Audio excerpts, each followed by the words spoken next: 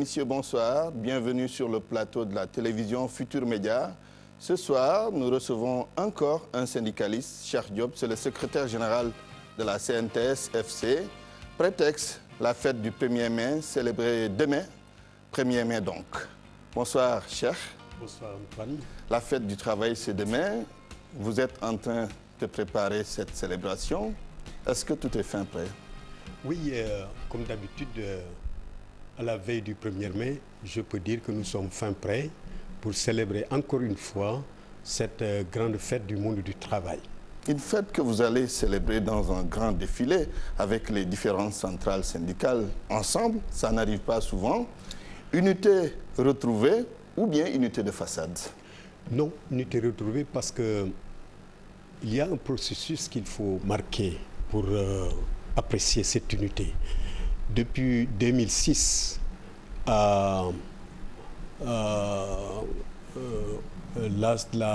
Confédération syndicale africaine à laquelle nous sommes affiliés et la Confédération syndicale internationale a voulu que ses affiliés créent une certaine unité pour mieux prendre en charge les préoccupations des travailleurs. Et à Lomé, en 2006, nous nous sommes retrouvés pour discuter sur comment créer cette unité. Et depuis lors, le processus continue. Aujourd'hui, il y a déjà 3 ans, nous sommes dans une unité qui s'appelle la Coalition des centrales syndicales du Sénégal. Il y a plusieurs centrales syndicales. Est-ce que cette unité, partie du 1er mai 2015, ira-t-elle jusqu'à quand même permettre de réduire le nombre de centrales syndicales qui existent au Sénégal? Oui, si on se réfère aux élections de représentativité, on peut considérer que ces élections ont déjà jeté de la lumière sur le paysage syndical. Et aujourd'hui, il y a 4 centrales syndicales représentatives, tout au plus 5 qui sont considérées... La vôtre? Oui, et qui sont considérées comme représentatives. Pour autant, les autres centrales doivent exister de 3. Mais aujourd'hui, le dialogue social s'est considérablement assaini. Les travailleurs ont fait leur choix pour dire voilà les centrales les plus représentatives. Et nous fonctionnons depuis lors dans ce schéma. Et comme par hasard, les 4 centrales les plus représentatives sont membres de la CECI. Et il y a une 5e centrale qui malheureusement ne fait pas partie de cette représentativité, mais qui est une centrale historique, c'est l'UDTS. Donc, nous sommes 5 à être membres de la CECI, la CNTS, la CNTS-FC, l'UNSAS, la CESA et l'UDTS. Oui, la fête du 1er mai, sous quel signe vous la placez? Cette fête du 1er mai aura pour thème une coalition forte pour une route sociale au service des travailleuses et des travailleurs. C'est ça le thème. Et le thème est très significatif et très en phase avec la situation du dialogue social. La situation actuelle. Et une situation justement marquée par des revendications, un mouvement social qui bouge, la situation de l'école, la situation dans le secteur de la santé. Cheikh Diop, comment voyez-vous tout cela aujourd'hui? Il faut noter qu'une transition est toujours difficile. Nous sommes en phase de transition dans le dialogue social du Sénégal. Cette phase de transition a pris date depuis un peu plus d'1 an, avec la première conférence sociale organisée au Sénégal, à l'issue de laquelle nous avons signé un pacte de stabilité sociale et d'émergence économique. La semaine dernière, on a convoqué un conseil présidentiel pour justement valider et entériner le plan d'action de ce pacte-là. Auparavant, on a mis sur pied le Haut Conseil du dialogue social devant encadrer ce pacte, mais aussi devant apporter un certain dynamisme dans le nouveau dialogue social que nous voulons promouvoir. Alors, cette phase de transition doit également prendre en compte ce que j'appelle le passif social. Le passif social, justement, c'est ce que vous venez de dire. Ce sont les accords qui sont signés et qui ne sont pas encore respectés. Ce sont également des décisions de justice qui ne sont pas appliquées. Ce sont encore des dossiers sociaux extrêmement lourds, comme ceux des ex-travailleurs de la SIAS de Hama Sénégal et tant d'autres qui sont là, que nous devons résorber pour pouvoir tourner cette page de l'ancien dialogue social qui était un dialogue social très heurté. À vous entendre parler, on a l'impression que ce sont les mêmes revendications qui reviennent chaque fête du travail, ce qui est regrettable. Mais c'est quoi le problème? Il y a quand même des avancées significatives parce que pour la première fois également, nous venons de signer un protocole d'accord qui est sur les cahiers de doléances jusqu'en 2013. À présent, il ne reste que les cahiers de doléances de 2014 et celles de 2015 qui, en fait, sont encore intégrés dans le plan d'action que nous avons signé la semaine dernière. Aujourd'hui, et c'est ça qui fait la particularité de cette fête du 1er mai, nous pouvons dire qu'il y a deux principales revendications. Lesquelles? La première, c'est de faire en sorte que les consensus que nous avons bâtis puissent être réalisés. Les consensus, c'est la conférence sociale, le pacte. Les consensus, c'est les assises de l'éducation qui ont les recommandations, les concertations de l'enseignement supérieur, les assises de l'action sociale et tant d'autres qui aujourd'hui ont des recommandations, ont des conclusions en plus du pacte social qui constituent une véritable feuille de route sociale que nous devons mettre en réalisation. À côté de cette première revendication, c'est-à-dire la mise en œuvre de nos consensus, il y a le passif social qu'il va falloir vider. Dans ce passif social, il y a effectivement les entreprises en difficulté, mais aussi les mauvaises privatisations. Et les dossiers Question sociaux que nous allons aborder tout à l'heure. Mais en attendant, puisque vous parlez de dialogue social, il y a des structures qui sont mises en place, le Haut Conseil du dialogue social. Avant cela, il y a d'autres structures. Malgré tout, il y a tout ce bouillonnement social. Qu'est-ce qui ne va pas réellement? Est-ce que cela signifie que le dialogue social est en panne?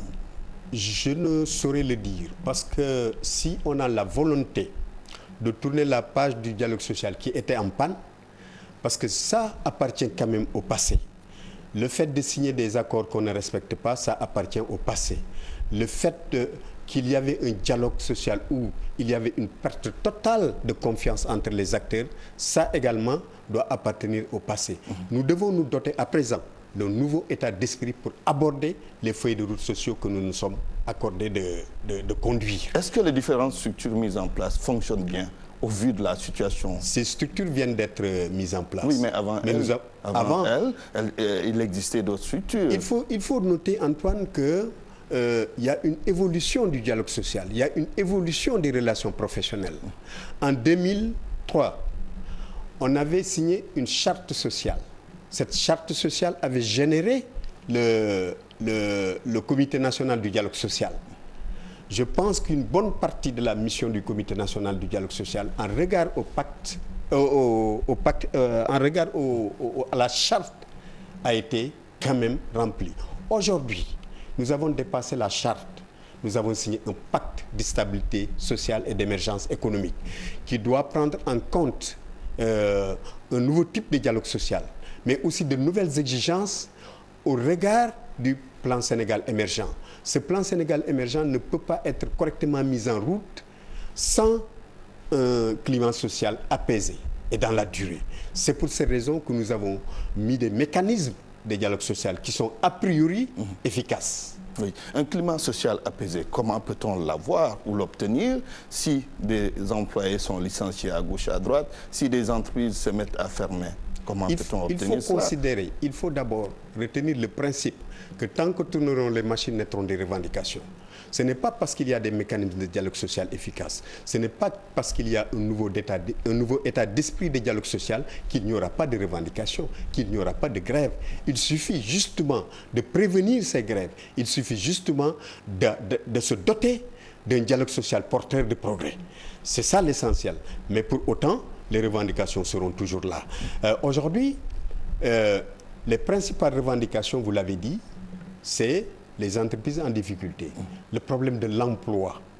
Tout ceci, je pense, doit être pris à bras le corps par les nouvelles politiques publiques qui sont mises en route.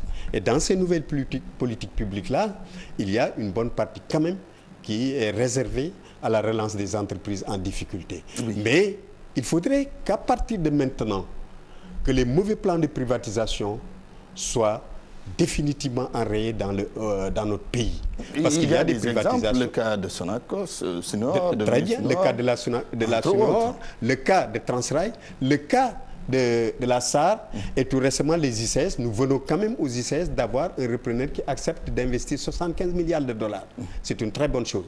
Nous avons des décisions politiques par rapport à la remise en cause de certains plans de privatisation compromettants, comme Transrail et la Sunor et la SAR aussi. L'État s'est clairement prononcé pour dire que voilà ce qui doit être fait et qui soit conforme aux préoccupations des travailleurs. Il s'agit maintenant d'être vigilant pour que les engagements de l'État soient respectés dans ces entreprises. Oui, on se souvient quand le président Macky Sall disait de faire le point par rapport aux entreprises qui sont en difficulté dans les différents secteurs, de les aider à se relancer.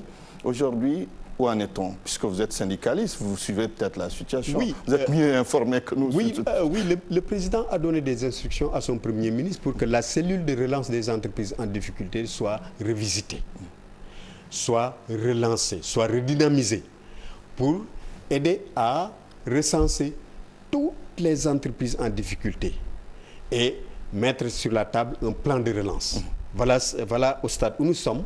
La situation des entreprises en difficulté. Oui, dans la même veine, une entreprise comme Futur Média Industrie qui sera bientôt mise en place ou bien qui est déjà sur les rails, qui est confrontée à des difficultés. On n'a pas entendu trop les centrales syndicales parler de ce qui est arrivé au groupe Futur Média avec son industrie. Mais tout ce qui concerne l'emploi nous intéresse au plus haut niveau. Pour ce qui me concerne, en tout cas, et je le redis parce que je l'avais déjà dit, on ne peut pas accepter que des centaines d'emplois soient mis en péril par des relations commerciales. C'est inacceptable.